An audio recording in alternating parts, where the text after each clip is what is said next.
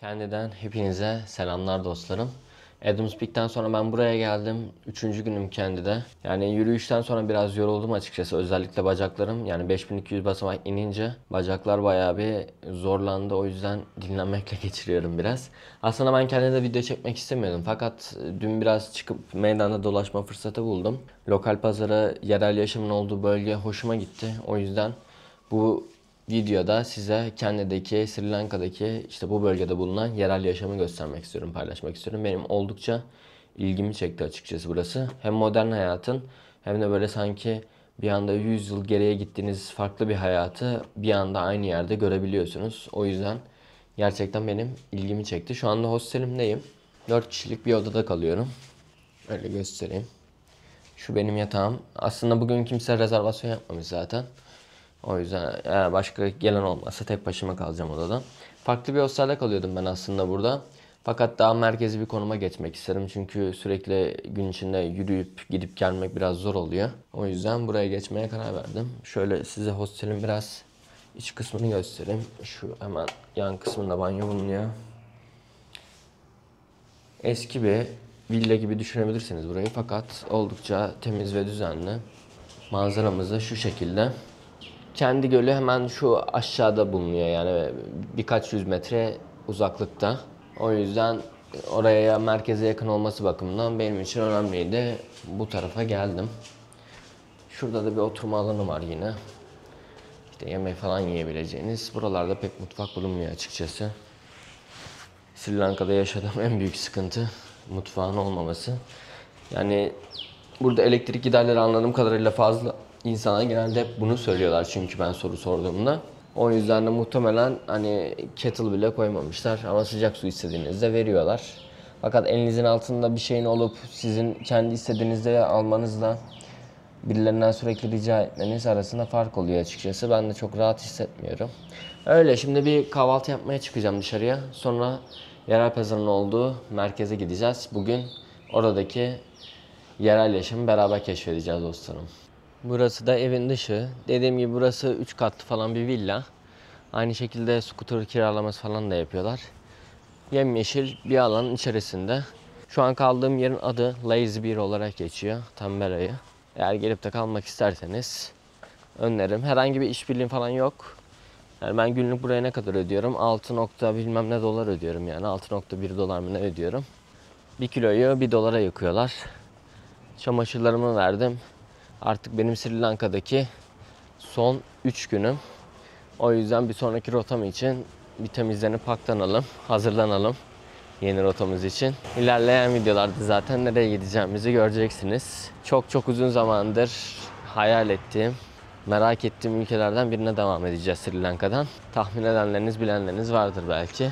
Bakalım bizi neler bekleyecek.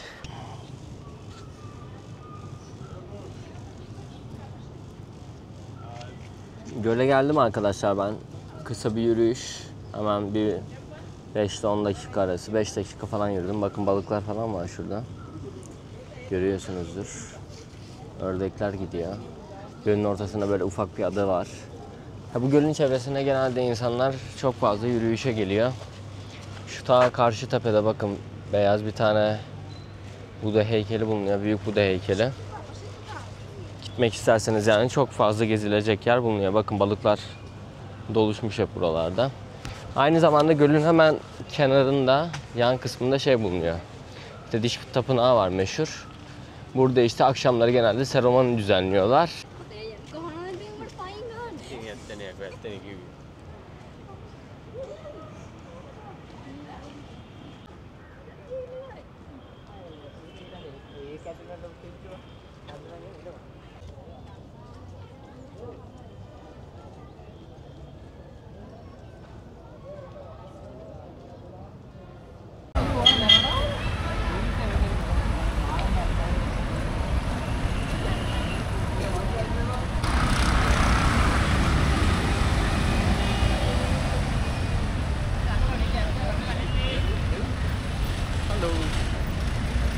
Şimdi bir tane fırın tarzı bir yere geldim. Hem fırın hem restoran olarak hizmet veriyor. Genelde fırınlar burada böyle.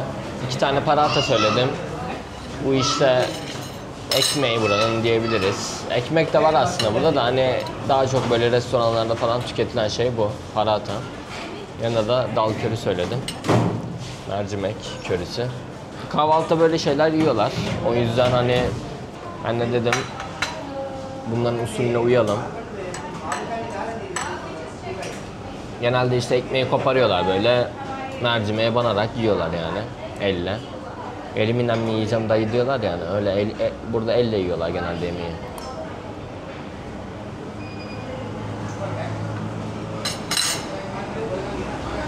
Bunlar herhalde 250 rupi 30 lira falan tutuyor işte 1 dolardan daha düşük öyle söyleyebilirim. Sri Lanka gerçekten uygun fiyatlı ama işte bir yerden sonra yemekleri sıkabiliyor arkadaşlar. Ben yiyeyim.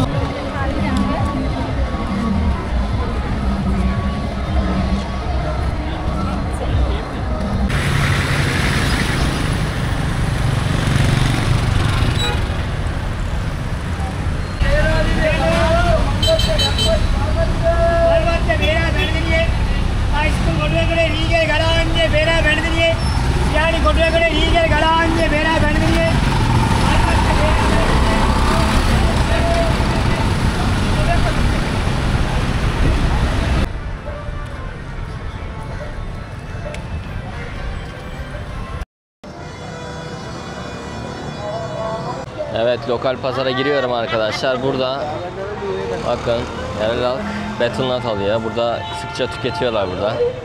Betel nut. Evet. Okay. Burada yine aynı şekilde çekiliş de çok fazla yapılıyor Sri Lanka'da. Her yerde görebilirsiniz. Girelim bakalım markete.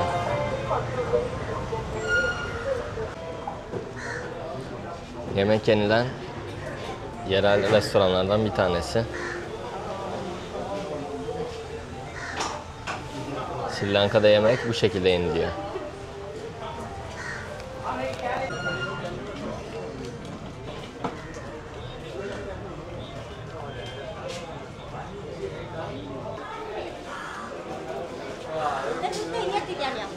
Baharatçılar var bu şekilde. Hi. Hello sir. How are you? Fine sir. Good. Your spice. Yeah. My spice. Bakın burada bütün baharatları bu şekilde bulabilirsiniz. Dedim yani çevrede ziyaret edebileceğiniz baharat bahçeleri var diye. O baharatlar işte hazırlandıktan sonra buraya getiriliyor. Daha sonradan pazarda satışa sunuluyor. İşte Hindistan, daha sonra Sri Lanka gibi ülkeler baharatı sıkça kullanan, tüketen ülkeler. Yemeklerinde de bolca görebilirsiniz. Burada da bu şekilde farklı farklı çaylarını görebilirsiniz. İşte ne bileyim zencefilli çay, mangolu çay, naneli çay, ananaslı çay, tarçınlı çay, elmalı çay, vanilyalı çay. Yani çayın her çeşidini burada bulabiliyorsunuz. Çay da zaten çok fazla çıkıyor. Baharatla çayı karıştırıyorlar ya da meyvelerle. Burada artık ne varsa onlarla karıştırıyorlar. Sir from? Huh? Türkiye. Ah, yesterday. Yesterday, Yeah, yes. brother. Yeah. My spices. Your spices, yeah. Okay, bye. Aynı şekilde meyveleri bulabilirsiniz. Ben dün çirimoya denemiştim. Burada adı farklı. Fakat gelirseniz deneyin. Hello, how are you sir? I'm sorry. Yeah? Yesterday you come here, no? Yeah, yesterday I came also. Şimdi dün geldiğim için tanıyorlar beni burada. Bayağı sohbet ettik biz buralarda. Burası ilgimi çektiği için tekrar geldim. What is that sir? What is the name? That's name custard apple. Huh? Custard apple. Custard apple. Custard apple, yes. Custard And apple. cherry moya. Çerimoya. Çerimoya. That is savasa. Savasa. Savasa. Savası. Savasa, yes. Okay. Bakın üzümler mesela burada pahalı. How much is it? Üzüm. Grapes. 100 grams, 250. 100 grams 250. 100 gramı diyor ki 250. Yani 1 kilosu 400 rupiye denk geliyor. Fiyatları arkadaşlar ona bölerseniz eğer yaklaşık TL fiyatını bulabilirsiniz. How are you? Fine. Good. You? Yeah, I am very good also. Kardeşimiz de burada mesela çaylar satıyor. Dediğim gibi az önce farklı çeşit çaylar vardı. Burada da yine farklı işte güllü çay, yasminli çay, Bademli çay. Sweet? Okay. Thank you. Thank you brother. Ben şimdi dün geldiğim için beni artık tanıyor insanlar burada. Ya birkaç gün burada vakit geçirince çok da büyük olmadığı için yer. What is the name? Sweet. Sweet. What is that? 100 gram, 100 rupees. But what is that? What is the name? It's one kind of cookies. Cookies. Ha, Sri Lankan cookies. Okay. 100 gramı 100 diyor işte, o 10 lira civarı, 12 lira civarına geliyor. Bayağı sert ama güzelmiş. Burada şeyleri görebiliyorsunuz. Sri Lanka'nın meşhur kazık balıkçıları. Bunları ziyaret etmiştim ben Güney Sahilleri bölgesinde. My YouTube channel Bahadır Tortop. Abone oluyor arkadaşlar. Siz de abone olur desteklerseniz sevinirim. Eğer videolar hoşunuza gidiyorsa beğenirseniz sevinirim. Buralardan yine hediyelik eşya da alabiliyorsunuz. Ahşapla. Fil ulusal sembollerinden bir tanesi Sri Lanka'nın. Bu yüzden her yerde fille ilgili motifler, figürler, hediyelik eşyalar bulabilmeniz mümkün. Şimdi et pazarının bulunduğu yere gezelim biraz. Etler Sri Lanka'da nasıl servis ediliyor? Bu şekilde. Bu şekilde görebilirsiniz. How are you? Good. Yeah, from Turkey. Turkey. Ah, nice. Turkey. Your Nice. name? Bahadır. Huh? Bahadır. Mahathir. Bahadır. You? My name is Anas. Anas. Nice to meet you sir. Say assalamu alaikum. Say. Aleyküm selam. You came yesterday. Yesterday also Yeah, I I see, came. I see Yeah, yesterday. yeah, you remember me? yeah. Bakın herkes hatırlıyor. Yeah, herhalde. your friend. Ha? Yeah, your friend. Yeah, we are friends. You, Yeah, my friends. yeah. No, I was alone. Yesterday came no one was a lady. No, I was alone yesterday also. But I was here also. Yeah, yeah. What is your name, sir? Naufal. Naufal. Naufal. Naufal. Selamünaleyküm. Why you are color? Your bird. It's traditional. No, that's the put the tree. Marathon, you know marathon. Ha. Marathon tree. Marathon Small tree. leaf, small leaf. Okay. Right? Okay, you color. Okay. Thank you, This sir. is Tambi. Huh? This Kale owner. This shop owner. Owner. Oh, मैं तो Owner. Owner. Your store. Yeah. Okay. Abimizin dükkanıymış. Etler bu şekilde. Gezelim bakalım biraz buralara. Kale IT कर Best. He? Yes. My boss. Your boss? Yeah, yeah. Okay. Your boss, ha? Okay, see you. Yine farklı et dükkanlarından bir tanesi. Genelde çarşıda yoğun bir kalabalık oluyor arkadaşlar. Hello, how are you? Yumurtalar. Yumurtaların tanesinin fiyatlarını göstereyim. 34 rupiden başlıyor tanesi yumurtanın. O da işte 4 liraya falan denk geliyor. Herhalde bizden biraz pahalı burada yumurtalar diye tahmin ediyorum. Etin kilosu ise şuradaki etin kilosu mesela 1 kilosu diyor 1300 rupi. Ona bölersek 130 lira civarına denk geliyor. Yani böyle bu şekilde etleri alabiliyorsunuz bu fiyatlara.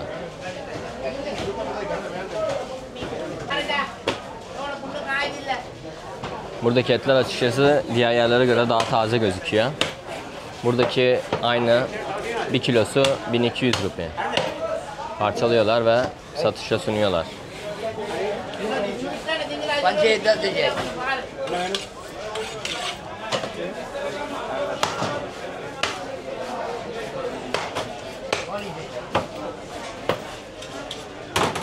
Etlerin yanında yine aynı şekilde balıklar var. Balık pazarı. Balık çok fazla tüketiliyor. Ada ülkesi olduğu için arkadaşlar deniz ürünlerini Sri Lanka'da hem mutfakta hem de pazarlarda bol ve sıklıkla bulabilirsiniz. Oh. Very good. Very good. Bakın mesela balığın 500 gramı 430 rupi diyor. Kilosu işte 860. Aşağı yukarı aynı. Hı? This one is stingray. Stingray. Stingray. Okay. And mahi. What is that? Balığın kafasına baksanıza ya ne kadar büyük. Garip bir balıkmış bu. İlk defa görüyorum bunu. Balık pazarına gitmiştim ben bu arada Negombo'dayken. Eğer ilginiz varsa balık pazarlarına falan bu tür şeylere Negombo videomu seyredebilirsiniz. Orada çok detaylı göstermiştim.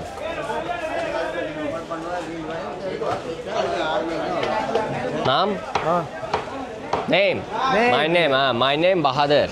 Bahadur Bahadır. You? या मुबारक Mubarak. Muslim people. Okay. Selamünaleyküm. वालेकुम Your store. सलाम Yeah, your store. माशाअल्लाह Maşallah. Abimiz burada etleri hazırlıyor, doğruyor bakın.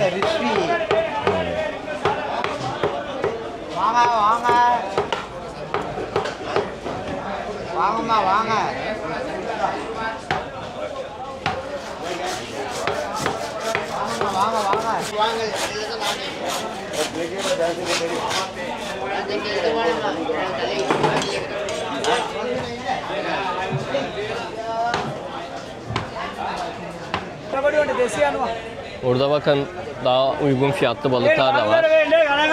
500 gramı 320 rupiye, 500 gramı 290 rupiye, yine 500 gramı 300 rupiye. 30-35 liradan başlıyor yani yarım kilosu balıkların. Yengeçleri de görebilirsiniz böyle. Çok fazla var. Her yerde görebiliyorsunuz bunları. Burada jackfruit var. Bu aslında bir meyve olarak geçiyor. Fakat bunu pişirerek yiyorlar bildiğim kadarıyla. Bana böyle bir sokakta denetmişti birisi bir parça verip. Çiğ olarak yediğimde hoşuma gitmemişti açıkçası. Pişirilip yenilince herhalde burada sık tüketiliyor. İnsanlar bayağı alıyor. Yollarda aşağıda görebilirsiniz. Benim asıl merak ettiğim yer açıkçası burası. Burası hoşuma gitti. Dün geldiğimde bayağı sevdim burayı. Burada 100 yıl geriye ışınlanıyorsunuz bu pazarda. Abimler burada kantarda tartılarını ölçerek satışlarını gerçekleştiriyorlar. Ay. Bakın abi pazara ya bu kadar otantik bir pazarı Sri Lanka'da görmemiştim. O yüzden burayı özellikle çekip göstermek istedim size. Size biraz bir fiyat bilgisi verelim. Kabaklar var 500 gramı 80 rupi. Fiyatları arkadaşlar 10'a bölerseniz direkt hani fiyatı bulabiliyorsunuz dediğim gibi 8 TL 500 gramı. İşte burada şey var 250 gramı 100 rupi. Üstteki gramajı alttaki de fiyatını ifade ediyor. Havuçlar 250 gramı 100 rupi. Türkiye. Türkiye. Ankara, Ha, İstanbul. Istanbul, Good country. Constantinople, Konstantinopolis. Turkey. Türkiye. It's okay, no? Popular. Yeah, Sri Lanka good. Sri Lanka is good. Good. Economic sense bad. Yeah, bad. Why? But now is good, no? After crisis. Now getting well. After crisis, it is good, no? Turkey. Turkey. We had a war with Russia, no, in 19th century. Turkey, Ottoman Empire. Okay. Okay. Thank you. Have a Thank nice you, sir. time. Yeah, you too also. Potato. Sweet potato. Bakın bu tatlı patates arkadaşlar. Önceki videolarda göstermiştim. Buralara gelirseniz alıp şey yapabilirsiniz. Bu da kulaklı fasulye olarak geçiyor burada. Kulaklı fasulye diyor. Vimbi. Burada vimbi diyorlarmış. Bizde bilmiyorum. Ben hiç görmedim açıkçası bunu Türkiye'de. Bizde var mı yok mu bilmiyorum ama yok diye biliyorum. Salatalık. Bunlar biraz farklı bizdeki salatalıktan. Var tabi bizde bu şekilde acurduk gibi şeyleri de var ama daha çok bu salatalık olarak tüketiliyor. Burada salatalık olarak görebilirsiniz. Daha büyükleri de var. Mesela 500 gramı 100 rupliymiş bunun.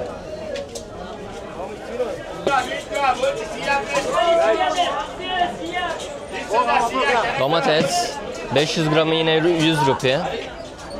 Domatesin fiyatı sanırım uygun ya. Hani burada çok olmamasına rağmen uygun gibi geldi bana. Bakın kantarla abi burada kilolarla şey yapıyor. 500 gram. 500 gramı koyuyor. Kantarı tartıyor. Bizim eski usul ya. Bizde artık pazarlarda kullanılıyor mu bilmiyorum. Ben Türkiye'de öyle çok pazara giden birisi değilim açıkçası. Daha çok bizde artık elektronik tartılar var. Burada marketlerde görebiliyorsunuz.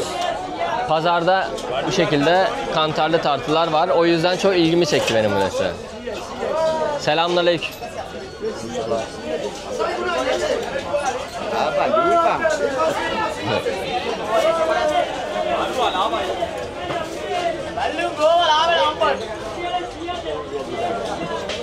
Bakın tarttıktan sonra abimiz tekrar ağırlıklarını koyuyor. Abimizde limon var. 500 gramı 100 rupiymiş yine. Siz fiyatları daha hakimsinizdir benden. Ben çünkü son 2 senedir seyahat ettiğim için Türkiye'deki fiyatları çok bilmiyorum. Karşılaştırmaları kendiniz yaparsanız sevinirim. Ucuz mu pahalı mı burada bakarsınız artık duruma göre.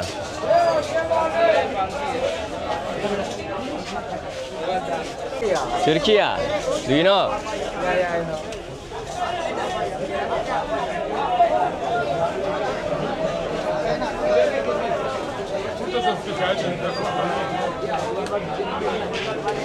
Evet, gelelim yukalara. Yukanın kilosu 160 rupi. Bunda yine aynı şekilde bakın. Kök bitki bu. Bunun aynı şekilde kabuğunu soyduktan sonra ince bir kabuğu var bunun. Bıçakla kanırtıp soymanı çıkartmanız gerekiyor. Daha sonra beyaz kısmı ortadan ikiye, daha sonra tekrar ikiye bölerek 4'e ayırarak suda yaklaşık bir 40-45 dakika kaynatıp alıp buralardan deneyebilirsiniz. Mutfakta bir yer bulursanız eğer. Benim Güney Amerika sevdiğim ürünlerden bir tanesiydi.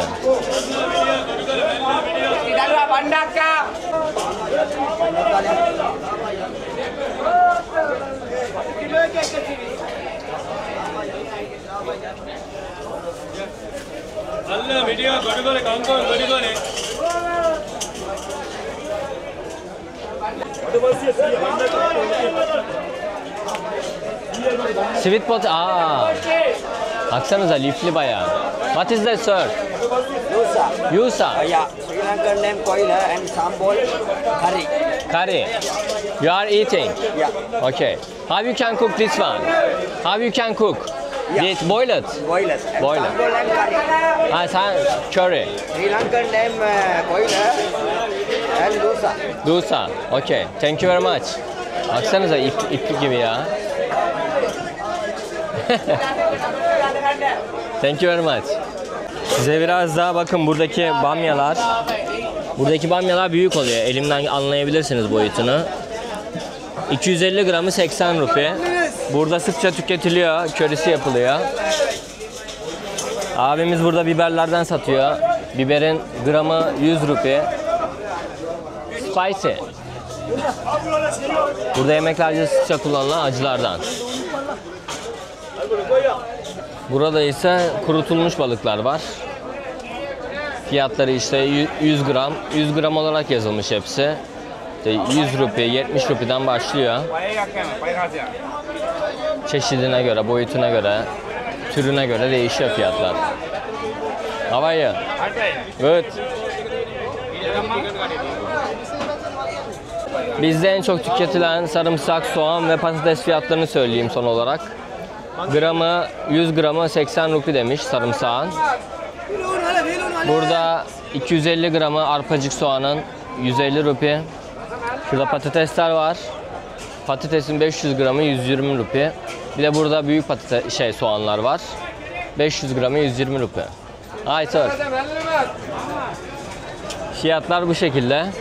Ya bu pazar benim çok ilgimi çekti açıkçası. Dün geldiğimde bayağı hoşuma gitti burayı gezmesi. Yani birkaç sokak ötede böyle modern hayatın içinde olabiliyorsunuz. Buraya gelince böyle sanki bir 100 yıl geçmişe ışınlanmış gibi hissettiriyor size. O yüzden burayı sizinle paylaşmak istedim dostlar. Burada da abimiz mısır patlatıyor.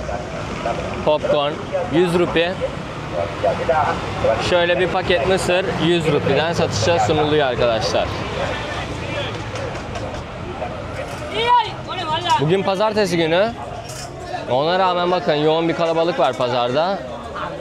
Herkes alışverişini geliyor yerel marketten yapıyor. Size bir de farklı muzları göstereyim burada. Bakın burada kırmızı tarzda muz var, yeşil var, sarı var. Ben açıkçası şöyle bir muzu işte 100 rupiye alabiliyorsunuz burada aşağı yukarı.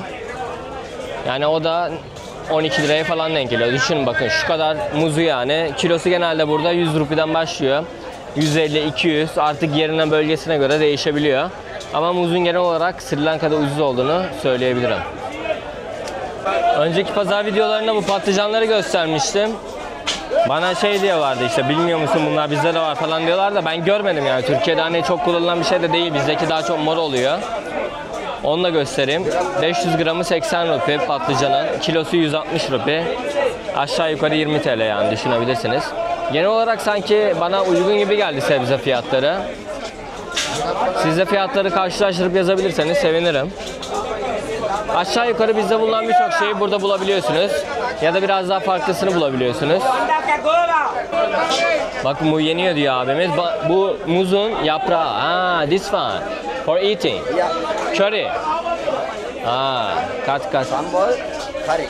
Sambal curry. Dal curry. Dal curry. Ah, mix it. Mix. Very good. Nice, huh? In dal curry, they are using this one. Okay. I ate dal curry. Okay. Thank you very much, sir. Very good information. You are only. Huh? You are only. Only tour. Only? You are only. No Yeah. friends. No. I am alone. Thank you, sir. Thank you very much. Abimiz diyor. Abimiz diyor bunu dal köriyle az önce mercimek körisi yedim ya ben paratayla. Orada kullanıyorlar diyor. Muhtemelen o yediğim şeyin içinde onun da tadı var. O yediğim mercimek körisi mesela şeye çok benziyor. Bizim mercimek çorbasına çok benziyor. Fakat daha koyu ve katı versiyon olarak düşünebilirsiniz. Mikserden geçilmemiş hali gibi düşünebilirsiniz.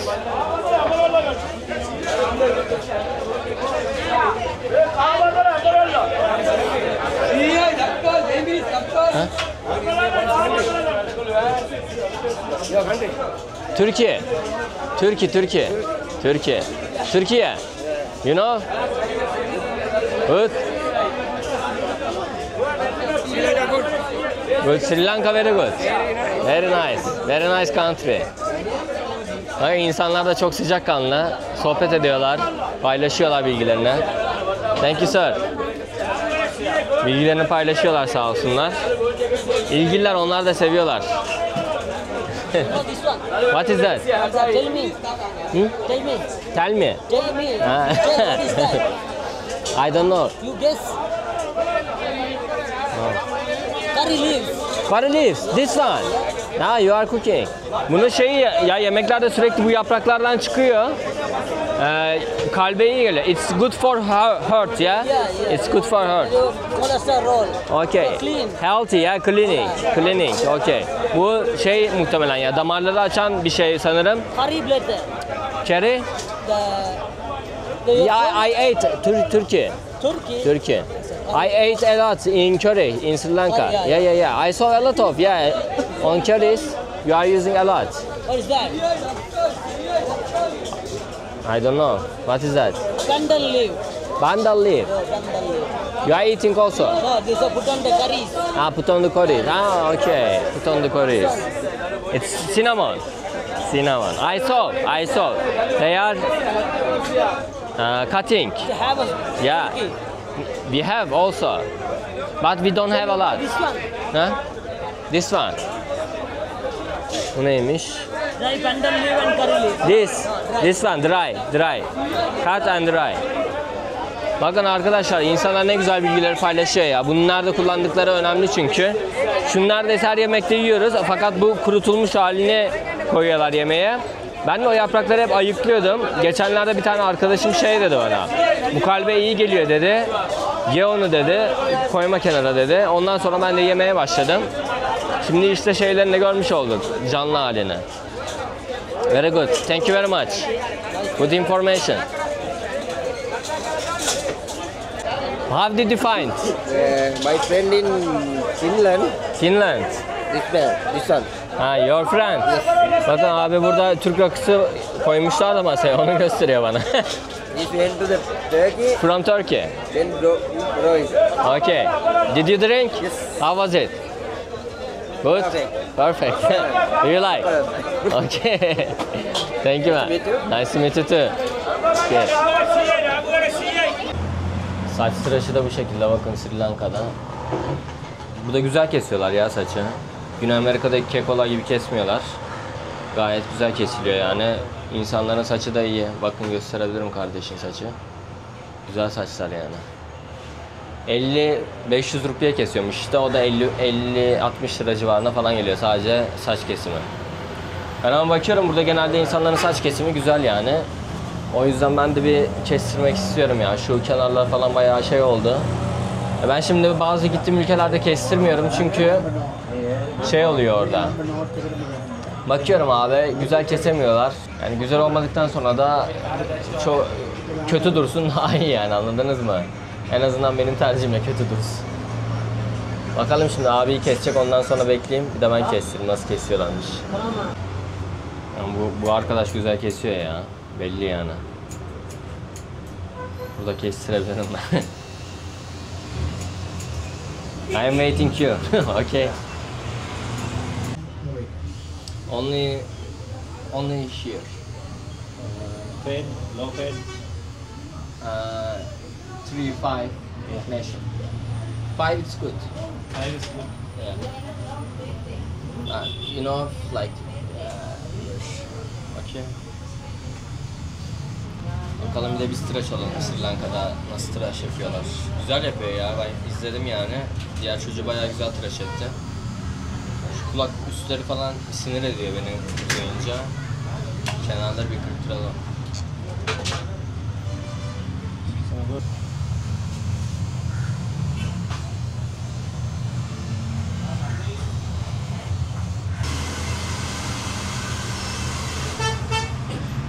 İngilizce olmadığı için pek anlaşamıyoruz ama en azından nasıl kestirmek istediğimi anlayabildi.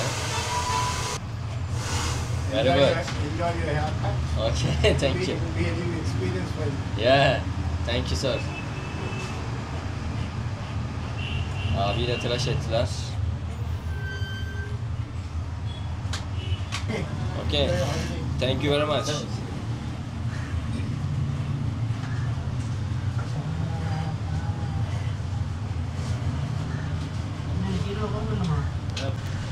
You know Turkey? No. No?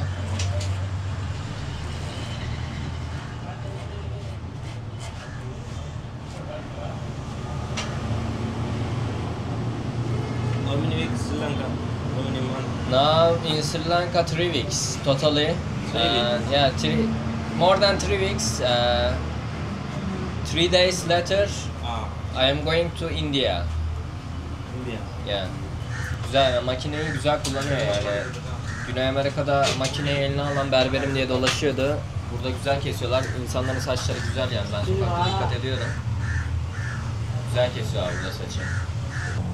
Burada şey yok tabi berberlerde, yıkama olayı yok. Genelde böyle bir havluyla ya da peçete tarzı bir şeyle temizliyorlar tıraştan sonra.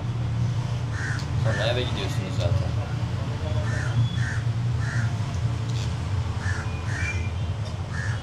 Bahadur. Bahadur. Bahadur. Bahadur. Yes, you? Raju. Raju? Yeah. Raju, okay.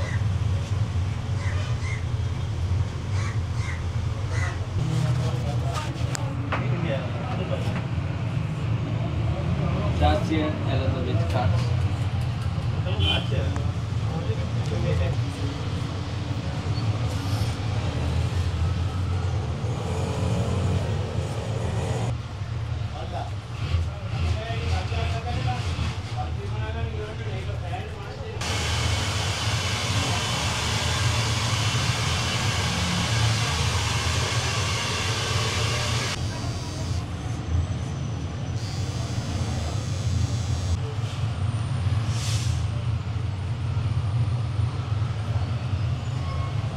Yes. Okay, man. Okay, very good. Okay. Thank you very much. Ne diyorsunuz arkadaşlar, nasıl olmuş? Bakın göstereyim size de. Ben beğendim ya, güzel kesti çocuk. Ayna biraz kirli ama şöyle kendimi göstereyim, daha net anlaşılır herhalde. Enseleri falan.